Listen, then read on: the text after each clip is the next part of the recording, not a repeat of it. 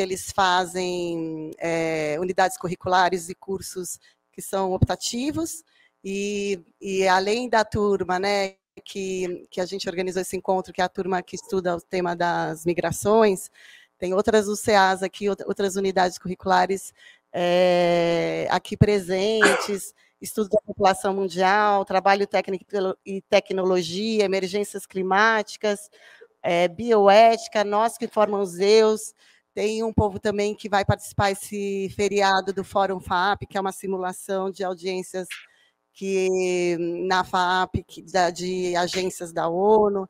Então, teve muita gente com interesse de assistir essa conversa. Só fazer uma mera apresentação, alguns alunos já te conhecem um pouco mais, leram materiais, trechos de publicações suas, outros talvez um pouco menos. Então, só para apresentar, o Jamil Chad é jornalista, correspondente internacional, já passou por muitos países, cobrindo mega eventos, guerras, cúpulas de chefe de Estado, e na questão de migratória, é uma pessoa que também vem acompanhando vários desses temas, já visitou vários campos de refugiados, já acompanhou migrantes nas suas trajetórias. Ele é correspondente internacional e ele dentro da sede da ONU, ele fala com vários canais, né, meios de veículos de imprensa do mundo todo. Aqui no Brasil, ele é correspondente do UOL e da Bandeirantes também. Em breve, inclusive, ele tem que terminar pontualmente às 15 horas, né, isso, Jamil, que você vai entrar ao vivo na Bandeirantes. Então, a gente vai administrando aqui, vários alunos já enviaram previamente algumas perguntas para você, dentro dos temas que a gente vem discutindo dentro dessas unidades curriculares, mas acho que a ideia é um pouquinho, talvez, você fazer uma fala preliminar, aí a gente traz, eu vou organizando, vou agrupando essas perguntas para a gente ter um bate-bola, e a gente tentar deixar os minutinhos finais para perguntas que surgirem aqui na última hora. De repente, pode ser assim a dinâmica? Perfeito. Então, tá bom. Então, se você quiser começar a falar um pouquinho de você, fica à vontade esses minutos, depois a gente começa a fazer o bate-bola, pode ser? Vamos nessa. Então, vamos nós. Olha, antes de mais nada, só uma questão de logística, ou pelo menos de organização. Eu tenho mais 15 minutos. Ficou atrasado a entrada na Band, então a gente tem até 3h15 para concluir. Então tem um pouquinho mais, só para a gente organizar. Pessoal, antes de mais nada, eu queria pedir desculpa para vocês. Minha intenção era fazer essa fala da sede da ONU, mas aqui já são 7 da noite ou da tarde, e as últimas salas que eu podia ocupar já estavam ocupadas.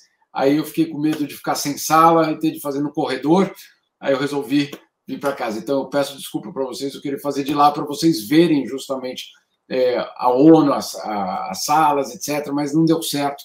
Mas, enfim, da próxima vez, prometo que eu faço de lá. Eu queria agradecer a escola pelo convite, queria agradecer muito a professora Cíntia. Olha, vocês têm, sinceramente, uma professora incrível que traz temas absolutamente relevantes, não só relevantes para a nossa realidade, pelo que ela me coloca, me traz de assuntos. Vocês estão absolutamente em boas mãos para entender o mundo, então eu quase não tenho nada para dizer aqui, mas vamos tentar. Eu estou em Genebra, né? Genebra não é a capital da Suíça, né? Mas é a capital do que eles chamam das operações humanitárias no mundo inteiro. Então, vocês devem saber, tem, claro, a sede da ONU em Nova York, aquela sede grande, bonita, com a Assembleia Geral, com o Conselho de Segurança, mas também tem a sede aqui em Genebra. Qual a diferença? Lá é o debate mais político e aqui é o trabalho humanitário. O que é o trabalho humanitário? Garantir a operação de recepção a milhões de pessoas todos os anos pelo mundo, a operação, por exemplo, de abastecimento de alimentos, de remédios, no Haiti, no Sudão, na Etiópia, enfim, nas grandes crises mundiais. Então, a ONU, em Genebra, tem uma operação muito mais próxima, no fundo, às pessoas que vão ser beneficiadas. Nova York é muito mais uma decisão política, muito importante, extremamente importante, mas Genebra tem esse lado muito mais perto, eu diria, do campo de trabalho. Eu sou repórter, como a professora Cíntia falou, eu vim para cá há 23 anos, nem a professora Cíntia era nascida ainda, ou seja, bastante tempo, deu para ver muita coisa, deu para acompanhar muitos eu diria, das crises internacionais. Agora, hoje, e por favor, se depois vocês quiserem fazer perguntas sobre isso, também fico à disposição. Hoje eu vou trazer um tema para vocês, que é o tema dos muros, né? Mas antes de eu entrar no tema, eu queria saber se o pessoal da escola tem como passar o vídeo que eu encaminhei para vocês.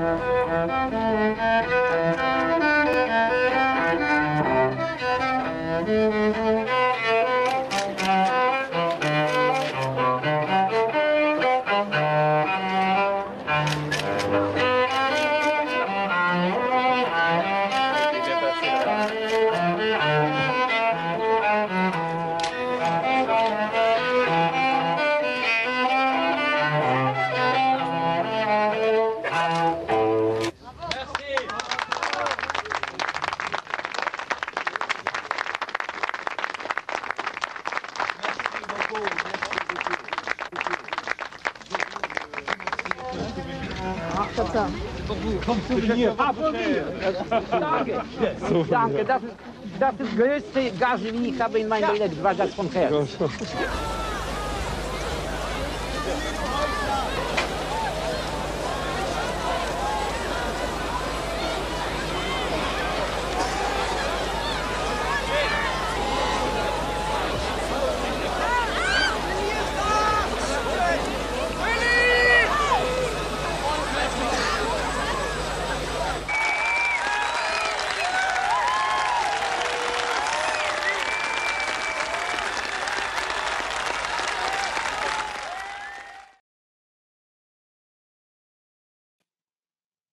Então, como vocês viram, aquilo ali, obviamente, era a queda do Muro de Berlim, em 1989, e quem estava tocando ali era o Rostropovich, que era, naquele momento, um dos maiores músicos do mundo, certamente um dos maiores do século XX, e quando ele terminou de tocar ali, não só ele, mas vários intelectuais e vários líderes políticos fizeram uma promessa: muros nunca mais.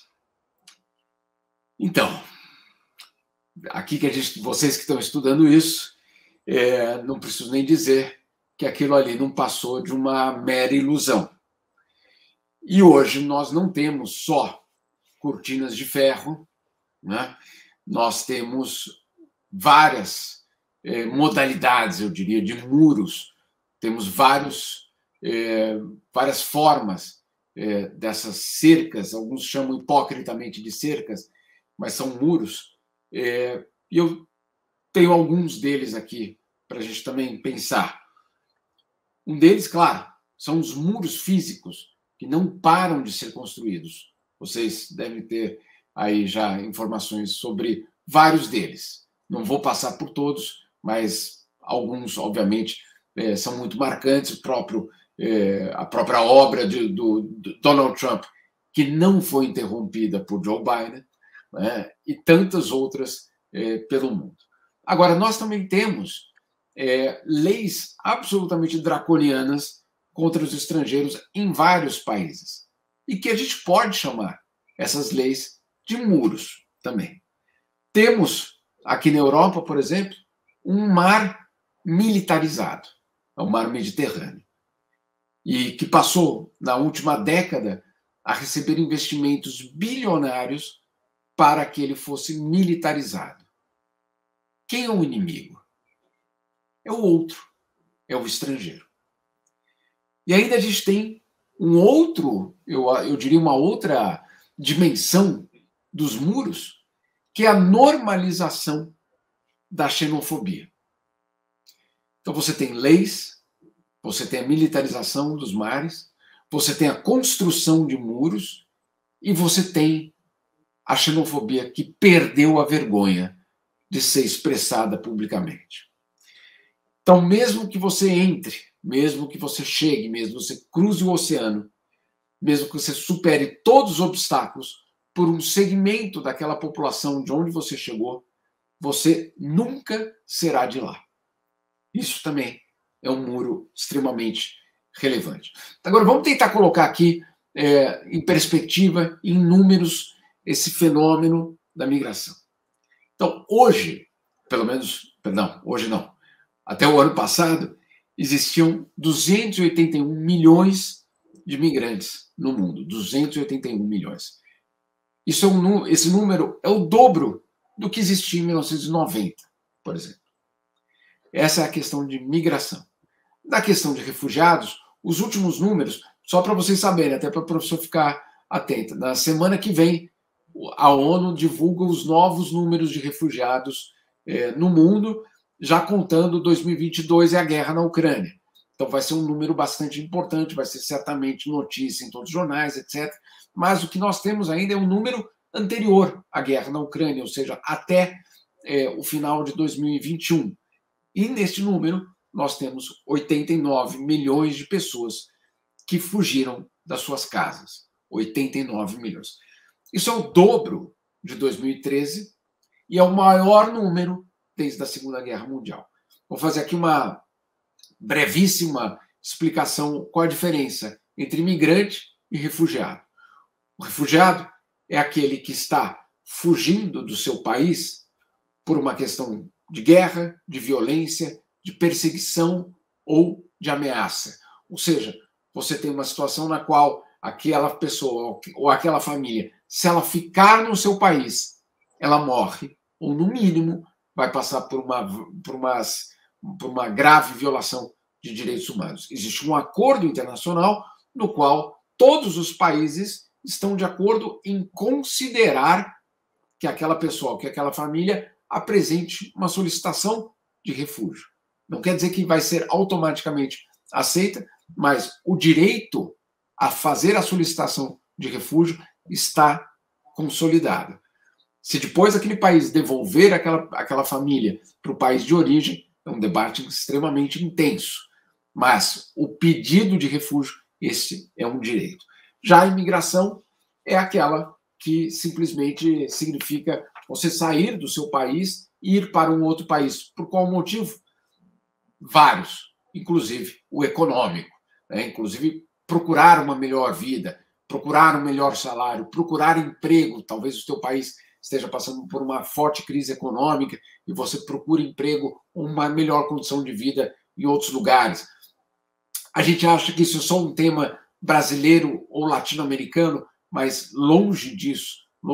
Aqui na Europa, ele ainda é muito intenso com os romenos, os búlgaros, os gregos, os portugueses, os espanhóis, os italianos, que por décadas ocuparam postos de trabalho, principalmente na construção civil e tantos outros serviços na Europa do Norte.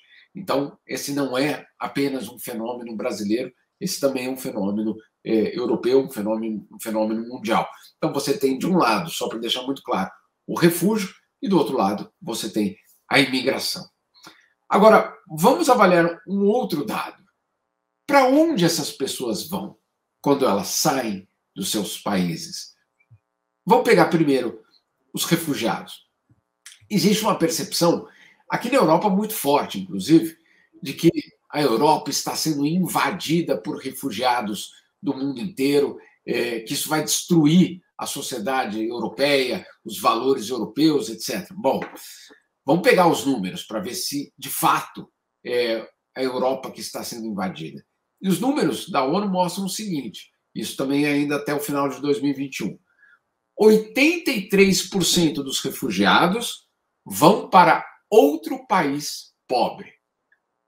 83% dos refugiados não vão para um país rico, vão para um outro país pobre. Por quê? Na maioria das vezes é o país que faz fronteira com aquele país, né? Então, se a gente pegar a crise no Afeganistão, o país que faz fronteira é o Irã, tantos outros países ali da região que sofrem com problemas, às vezes, muito parecidos. Venezuela é a mesma coisa. Você tem como destino desses venezuelanos Brasil, Peru, a Colômbia, ou seja, outros países em desenvolvimento.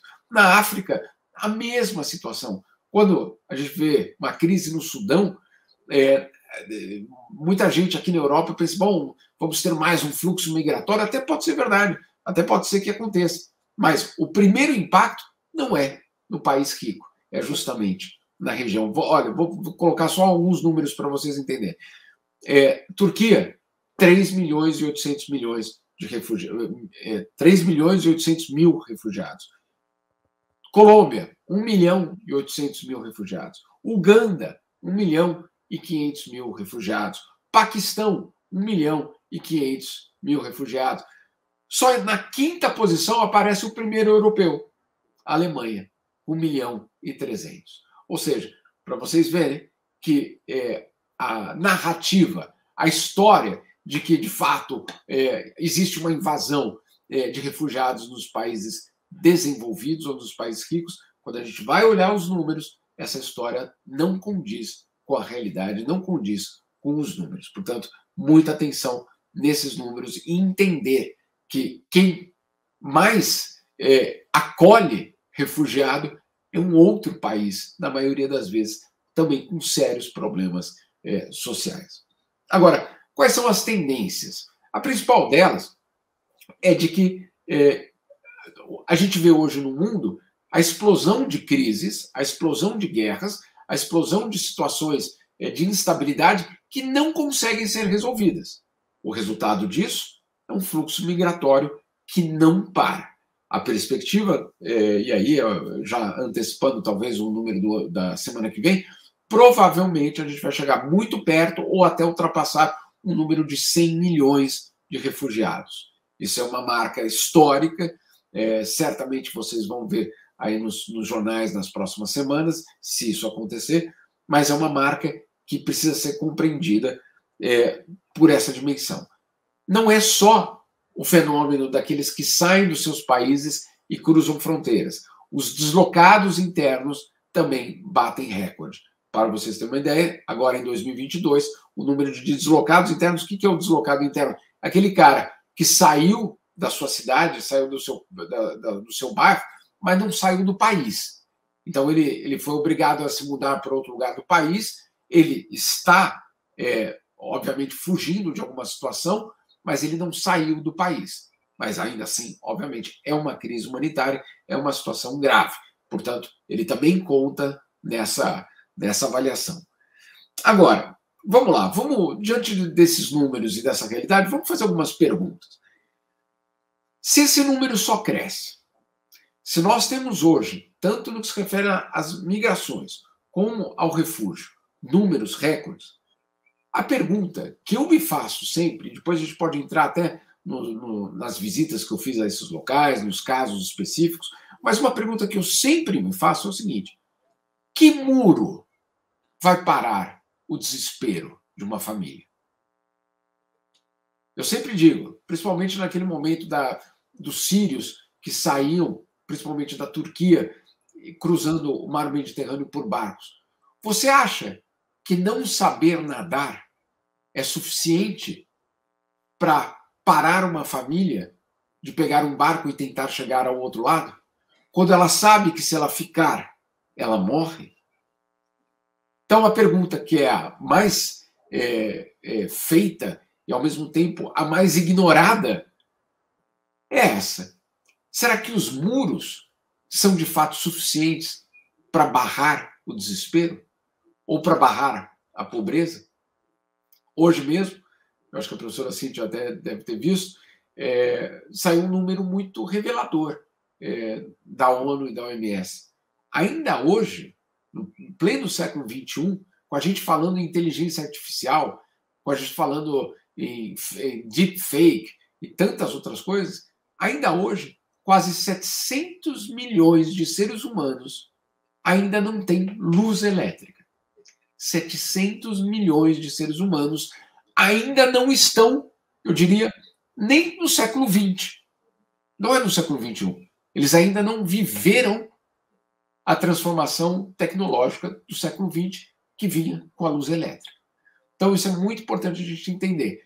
Ô, Jamil, e curiosamente, não, catastroficamente, hoje teve uma grande usina hidrelétrica bombardeada, né, na guerra da Ucrânia e da Rússia, os dois lados se acusando.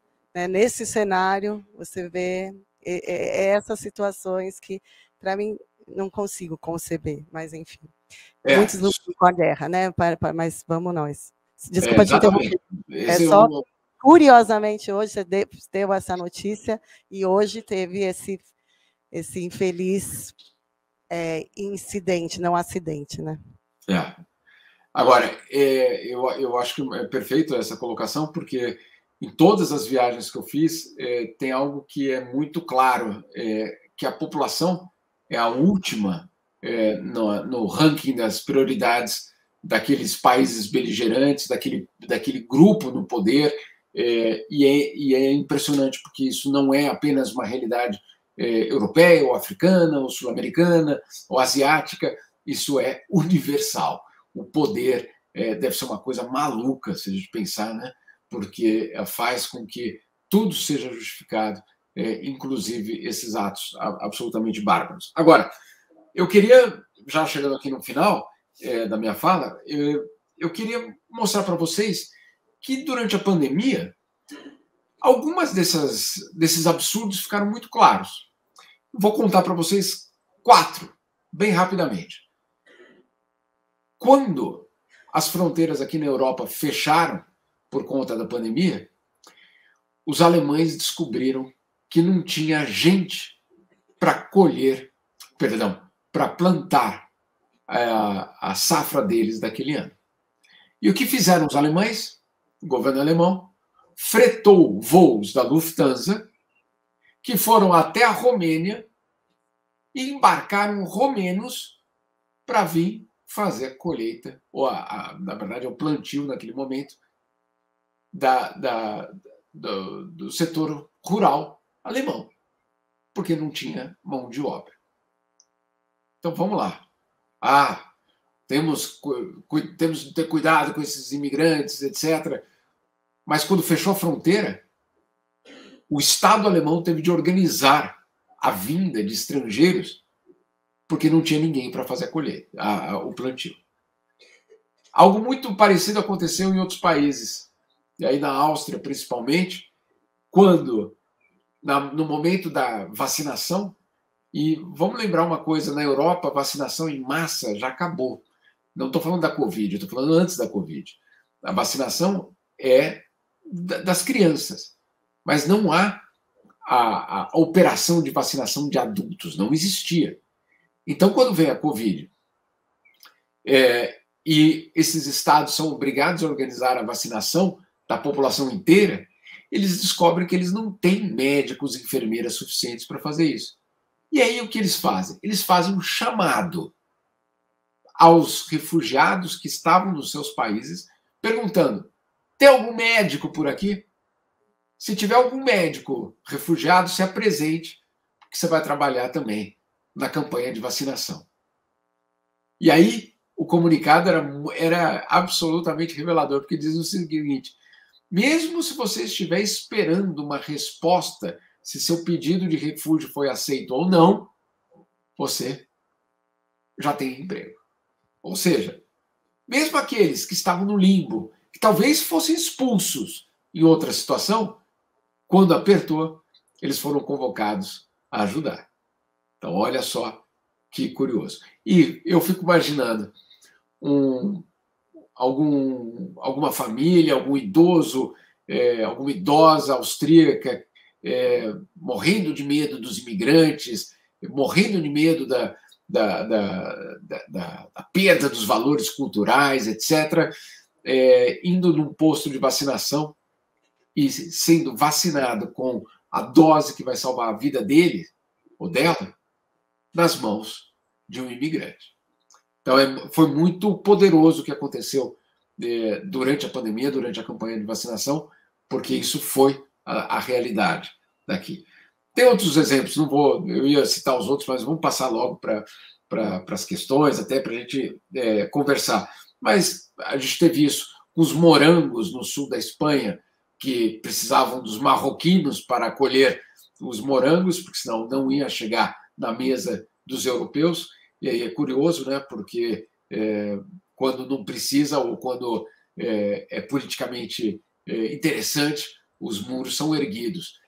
Mas aí os moranguinhos estavam apodrecendo e tiveram de trazer esses marroquinos para colher e mandar para os supermercados. Tem várias outras histórias que a gente pode falar. Agora, eu queria convidar vocês para fazer uma reflexão.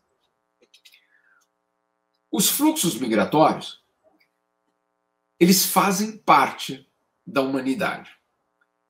É uma espécie de oxigênio do planeta. É uma espécie de respiração permanente do planeta. Existiu esse fluxo migratório, seja pelo refúgio ou pela imigração, isso existiu em todos os momentos da história. E esse fenômeno moldou quem nós somos. É legal que eu estou vendo vocês. Levante a mão quem não tem nenhum antepassado de fora do Brasil. Né? Complicado. Então, essa migração moldou quem nós somos. Eu queria deixar vocês com duas coisas para a gente pensar, para a gente levar como mais do que os números, o fenômeno, a tendência, a questão da guerra.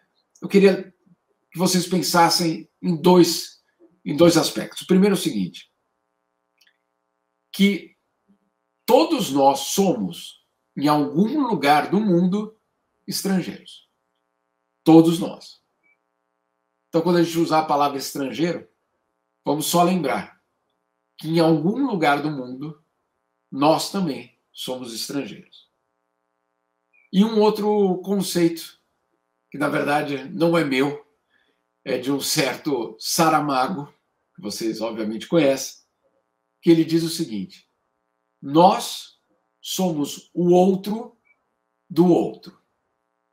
Nós somos o outro do outro. Então, com isso eu quero aqui encerrar, mas deixar muito claro que quando a gente fala desse fenômeno, às vezes a gente parece que a gente está falando de outras pessoas, de outras realidades, mas nós estamos falando de nós mesmos, das nossas histórias, das histórias das nossas famílias e, por que não, das histórias dos nossos filhos. Eu sempre digo, eu acho que até está ainda na minha conta no Twitter, eu sou neto de imigrantes e sou pai de imigrantes. Os meus filhos moram aqui, eu tenho certeza não, eles sabem disso, o passaporte diz que eles são imigrantes. Então, é uma história que ela permanece com cada um de nós, em cada uma das famílias. E cada vez que a gente for tratar desse tema, vamos só lembrar, poderia ser a gente.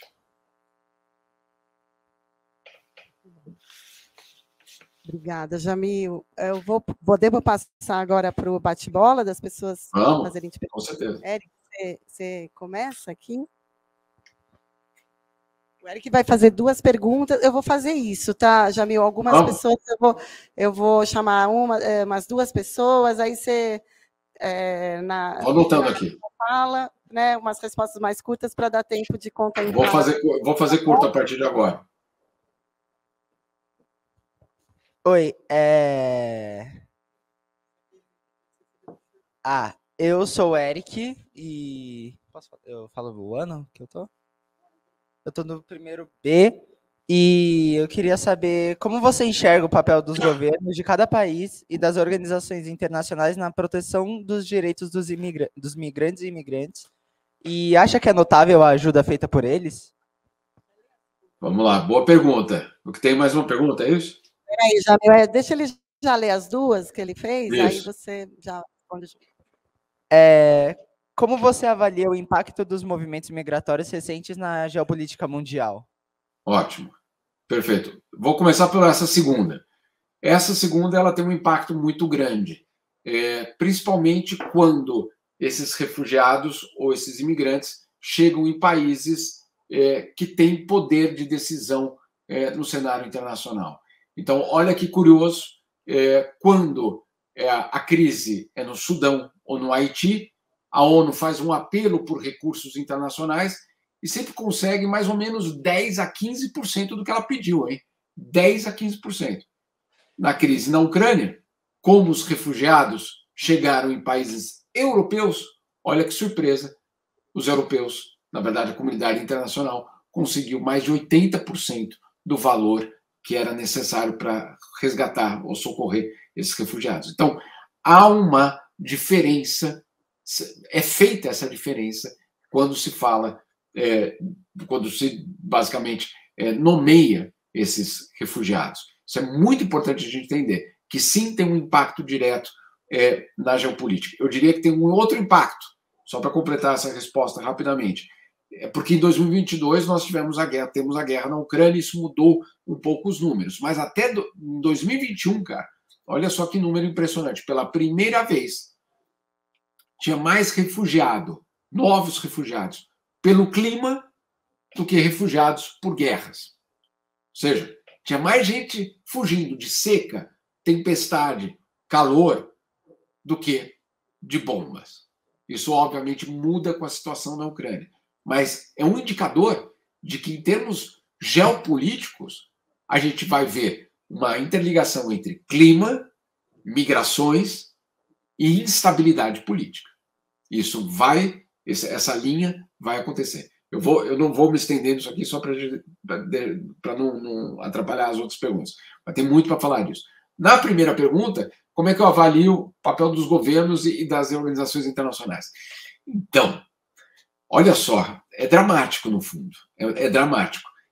Porque, vou te dar um exemplo, para 2022, a ONU precisava de 52 bilhões de dólares para sair ao socorro das crises humanitárias no mundo inteiro. 52 bilhões de dólares. É muita grana? É muita grana. Só que só a Ucrânia recebeu em ajuda militar 110 bilhões no ano passado. Ou seja, dinheiro tem. Né? O que não tem é a prioridade política de dar esse dinheiro para quem interessa. Né? Ou para o resgate. Então, eu vejo de uma forma... Eu sou muito crítico em relação a isso. Os governos têm sido extremamente hipócritas na resposta aos fluxos migratórios, a questão na questão de refúgio também. As organizações internacionais, elas tentam fazer a parte delas, o que o mandato delas diz que elas precisam fazer, mas elas não conseguem atuar sozinhas. Então, existe um gap muito grande entre o que deveria ser feito e o que consegue ser feito. Ao mesmo tempo, eu não consigo imaginar um mundo sem essas organizações internacionais. A catástrofe que seria sem esses grupos, essas instituições de ajuda humanitária. Vou te dar um exemplo. Todos os dias, 70 milhões de pessoas pelo mundo só comem porque essas entidades existem. 70 milhões de pessoas. Então, dizer não serve para nada é um exagero. Porque para 70 milhões de pessoas é uma questão de vida ou morte. Agora, é suficiente? Não é. E contar uma história rapidinha, quem me contou foi o Ban Ki-moon, o ex-secretário-geral da ONU. ele é coreano. Quando ele era moleque... perdão. Voltou. O Ban Ki-moon, paramos de te ouvir. Você repete? O Ban Ki-moon, coreano, né, sul-coreano, no caso, quando ele era molequinho, estourou a guerra na Coreia. E a cidade dele foi bombardeada. E ele passou a ser resgatado por uma certa entidade que tinha acabado de ser criada, chamada Unicef. E a escola dele foi criada embaixo de uma árvore, ou foi restabelecida embaixo de uma árvore, para que eles continuassem tendo aula. E aquele molequinho que foi resgatado pela Unicef numa guerra virou o secretário-geral da ONU. Então, insisto, quer dizer, antes ele foi ministro das Relações Exteriores da Coreia do Sul, né, um político bastante importante no país dele, etc. Tudo isso. Mas o que eu quero dizer com isso? É real o impacto que essas instituições têm. Agora, não é suficiente, nem de perto. Obrigada, Jamil. Obrigada, Eric. A Giovana tem uma pergunta mais ou menos nessa linha. Como as políticas de imigração afetam a situação dos refugiados e quais são as possíveis soluções para os desafios enfrentados por essas pessoas? Ai, foi muito rápido e cortou. Como as políticas de imigração afetam a situação dos refugiados e quais são as possíveis soluções para os desafios enfrentados por essas pessoas? A primeira parte que não dá para entender, como as políticas... Perdão. Políticas de imigração afetam a situação dos refugiados. Obrigado. Política de imigração. Perfeito. Perdão. Olha, afeta diretamente. E aí cada país está tendo uma resposta diferente. Então, por exemplo, vários governos europeus, durante a crise, e aí principalmente em 2008 e 2009, o desemprego explodiu. O que eles fizeram? Começaram a colocar políticas públicas para pagar o imigrante a voltar ao seu país de origem, com a promessa de que ele não voltaria para a Europa nos próximos 10 anos. Né?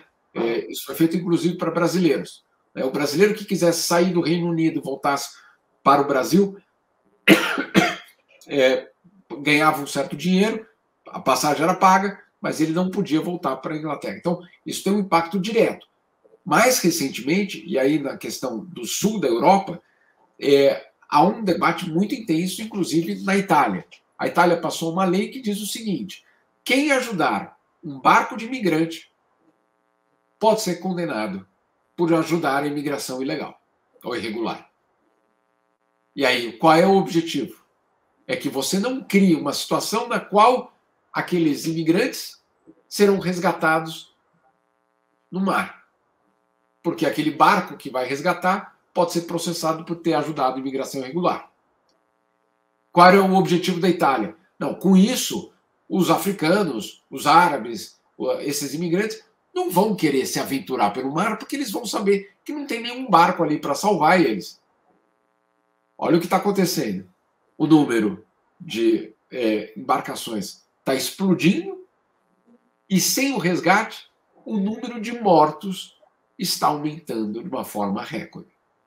Então, a política adotada nacionalmente por um Estado tem um impacto direto, basicamente, na vida de muita gente.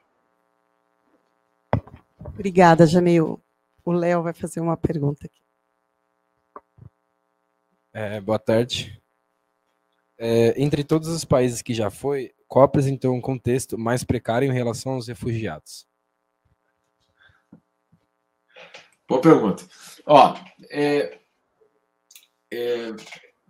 Eu não sei se dá para fazer um ranking, tá?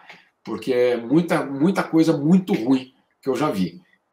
Mas eu acho que um dos mais dramáticos é uma história que eu acho que a professora Cíntia até conhece, na Etiópia. E eu estava numa clínica fazendo uma entrevista nesse hospital, era no interior da Etiópia, e tinha umas meninas, se eu conseguir identificá-las, deviam ter 12, 13 anos, não tinha mais do que isso. E elas estavam brincando na porta do colégio, da escola, do hospital, e, claro, me viram ali, imagina um único branco ali com um bloquinho de nota na mão, vieram se aproximar. O que você está fazendo aqui, né? Basicamente, quem é você? Eu expliquei, né? Jornalista, etc. E elas não entendiam o meu nome. E eu entreguei para elas um cartão de visita, né? Só para mostrar o meu nome. E uma delas falou assim, posso ficar com o cartão? Eu falei, pode. E aí, 2 minutos depois, me chamaram para entrevista, eu fui embora, ou seja, foi uma conversa de, no máximo, 5 minutos. Fui embora.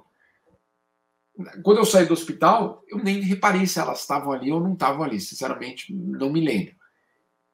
Alguns meses depois, eu estou aqui na Suíça, e eu abro a caixa de correio e tem uma carta da Etiópia. Pensei, da Etiópia? Eu não conheço ninguém na Etiópia, ninguém tem meu endereço na Etiópia, né? E eu fui pegar a carta, era um envelope muito simples, aquele envelope muito fino, com uma letra muito infantil, né? Você vê que a pessoa está se esforçando muito para conseguir escrever. E eu abri a carta, e era para mim mesmo, estava meu nome ali. Eu abri a carta e eu descobri, bom, eu levei algum tempo para entender, mas era uma carta dizendo, olha, eu te conheci no hospital tal, minha mãe estava internada com AIDS, ela morreu, meu pai já tinha morrido, meus irmãos deixaram a casa, e eu estou sozinha. Não só estou sozinha, como eu peguei o último dinheiro que eu tinha, comprei esse envelope, esse papel, esse selo, e estou te mandando. E estou te pedindo para você vir me resgatar. Ou para que eu aceitasse ela. E dizendo que ela estava disposta a cozinhar, a limpar e a me amar. Esse era o tamanho do desespero de uma pessoa que vive num local onde todas as opções tinham sido esgotadas. Daí, quando você recebe uma carta dessa, você pensa, que muro vai parar essa menina de buscar a vida? Que oceano militarizado vai falar, não vou entrar nesse barco porque, de fato, eu não sei se esse barco vai chegar do outro lado. Eu não sei se eu vou chegar no dia seguinte. Qual a diferença? Pegar um barco ou não pegar o barco? Se eu não sei se eu vou chegar ao dia seguinte. Então, ali foi uma das situações, mas eu posso te dar várias outras. É muito dramático, porque é uma situação... não é uma escolha, muitas vezes, né? Aqui na Europa a gente escuta muito, volta para o teu país. É um desejo de condenação de morte. Quando a pessoa fala isso, talvez sem saber, reconhecidamente um ato que, se aquela pessoa fizesse aquilo, ela teria uma chance grande de não sobreviver. Então, os locais são dos mais dramáticos. Se depois a gente quiser, eu falo de outros. Obrigada, Léo. Jamil, 2 perguntas agora sobre a questão de migração e trabalho. A Gabriela e o professor Benê vão fazer as perguntas, tá? Tá. A gente agora, depois, tem alguns alunos que estão aqui que querem abrir novas perguntas. Vamos tentar tá bom. fazer. Estou tentando fazer rápido. Minha pergunta é, os imigrantes podem afetar positivamente a economia dos países? De que forma? E agora o professor Benê já faz, você já responde no bloco, tá bom? Tá. Boa tarde. De que maneira esses problemas com migrantes, refugiados, afeta a possibilidade de aumentar formas de trabalho análogos à escravidão, trabalhos forçados, e se há gente hoje que se beneficia disso? Se beneficia dessas formas de trabalho, se pode chamar de ilegais e irregulares. Obrigado. Espetacular. Olha, as 2 perguntas. Primeiro, aquela pergunta, como é que beneficia a economia? São dois aspectos. O primeiro é que você tem, como eu contei a história dos romenos que foram buscados pelo governo da Alemanha para fazer o plantio, ou seja, sem aquelas pessoas não teria produção agrícola na Alemanha naquele ano. Sem a produção agrícola, a Alemanha teria de importar alimento.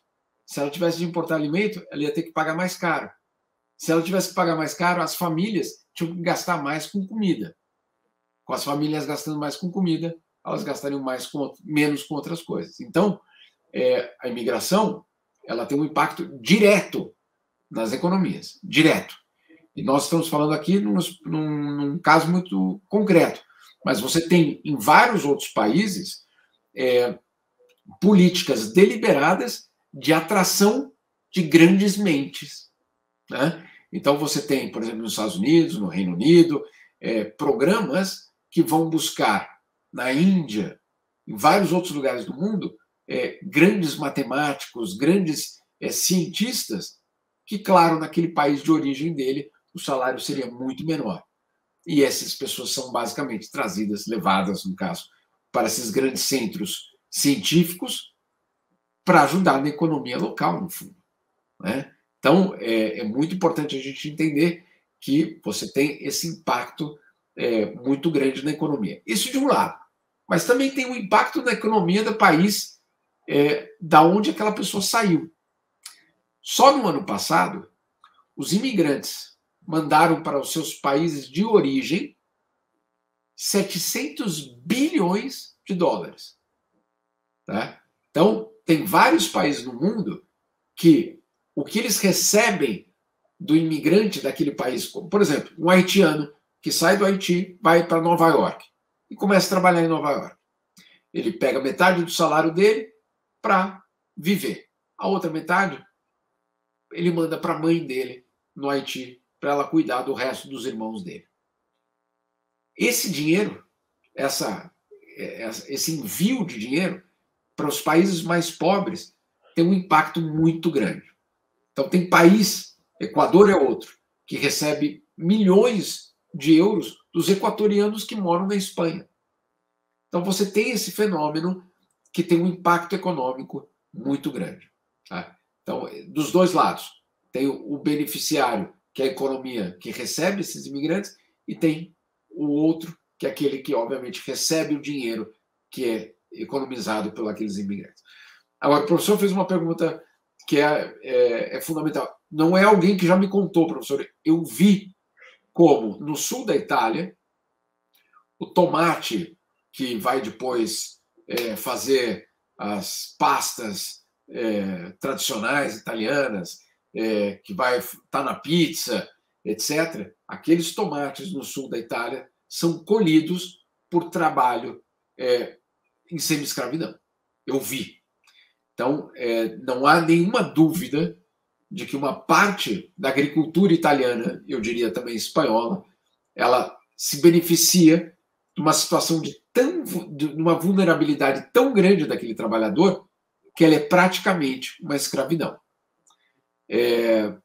Eu tive em alguns desses centros no sul da Itália e é muito impressionante porque eu não vi muita diferença em relação a esses escândalos que nós tivemos aí no Brasil agora com as vinícolas no sul do Brasil, etc.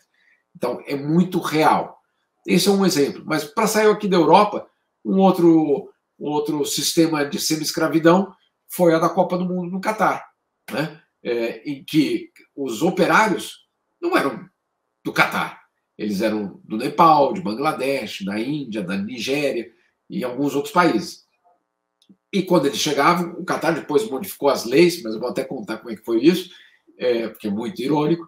Eles chegavam, eu fui visitar também muitos desses locais.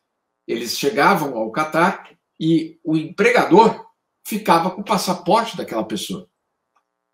E aquela pessoa só tinha duas opções.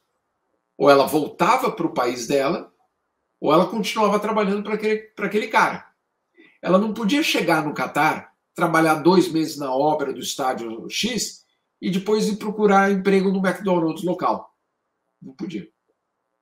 Ela estava proibida. Não é que ela... vai ser difícil. Não. Ela estava proibida de procurar outro emprego no país uma vez que ela estivesse ali. E quem estava com o passaporte dela era o patrão dela.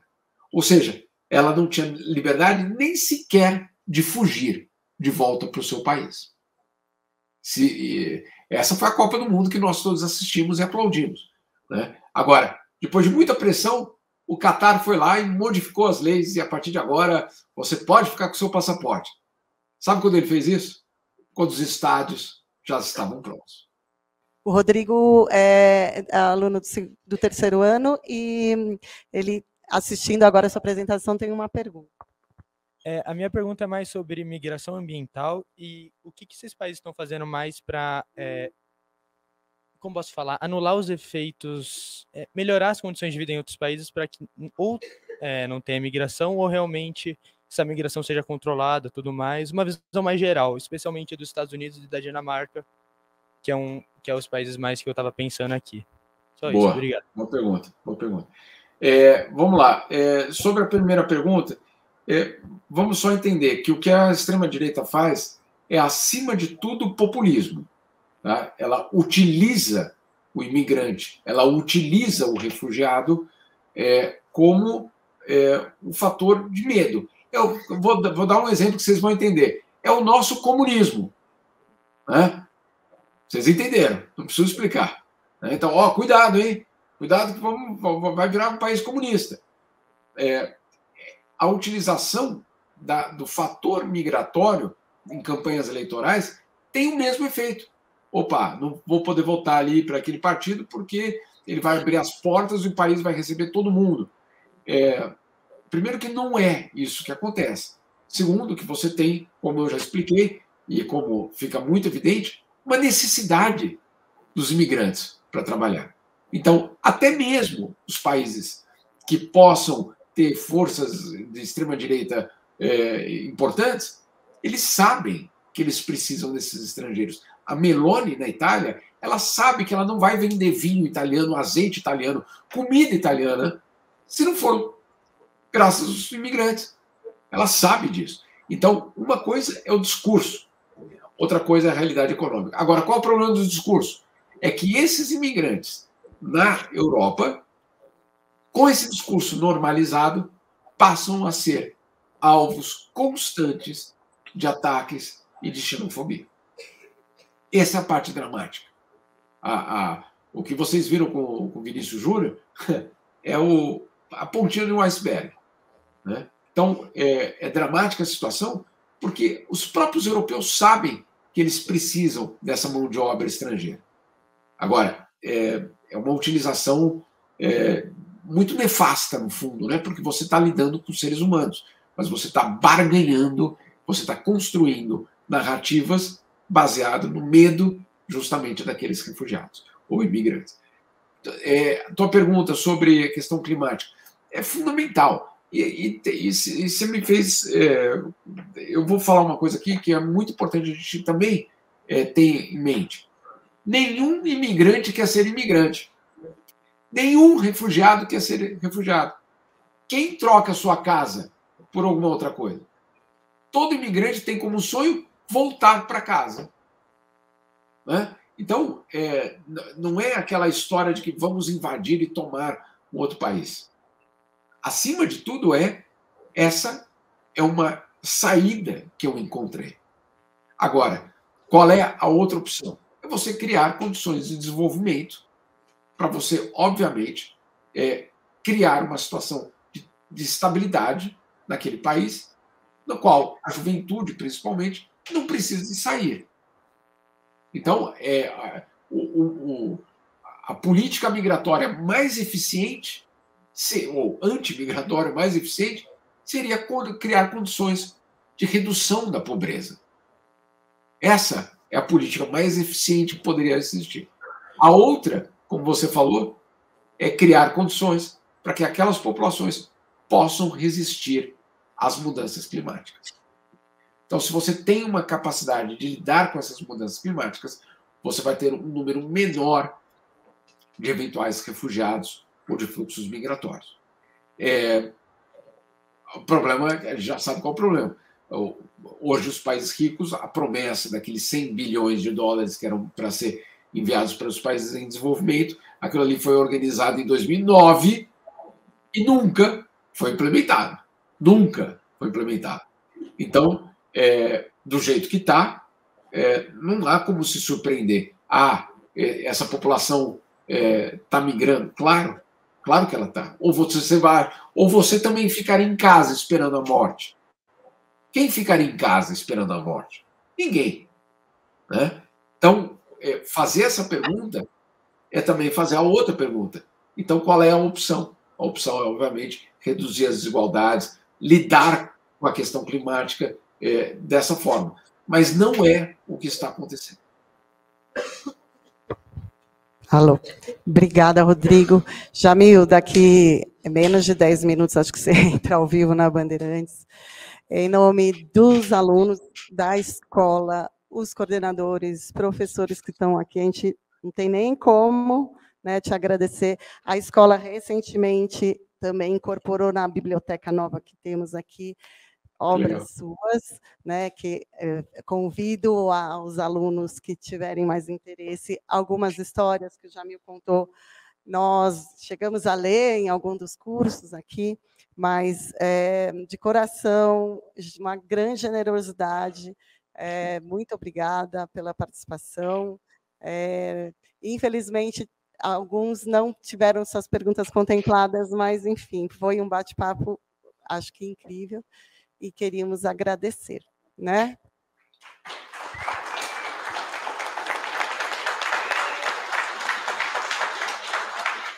Me comprometo a voltar para responder as outras perguntas. Tá bom. Obrigada e até a próxima. Muito obrigado aí por me acolher, por lidar com esse assunto. E obrigado, professora. Tchau. Obrigada, Majamil.